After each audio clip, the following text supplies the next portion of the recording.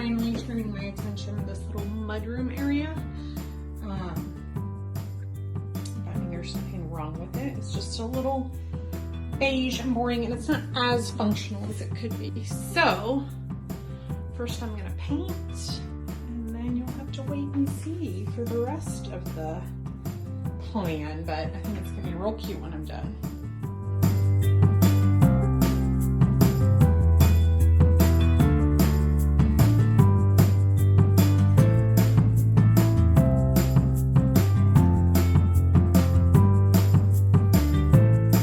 Is I've painted everything. I used the same color as for our kitchen cabinets. These are the old hooks. I just spray painted them gold.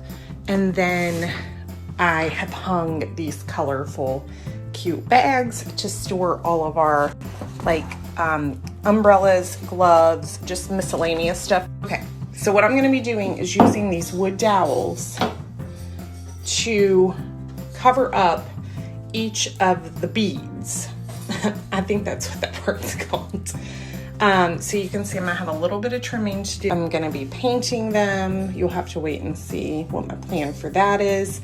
And I just think it's gonna be a really fun way to create a treatment that feels like something we would have chosen for ourselves. And I think it's gonna be really interesting to add the dimension. And the best part is, since I don't even have to figure out spacing, because I'm just gonna center the dowels over each bead and be done with it.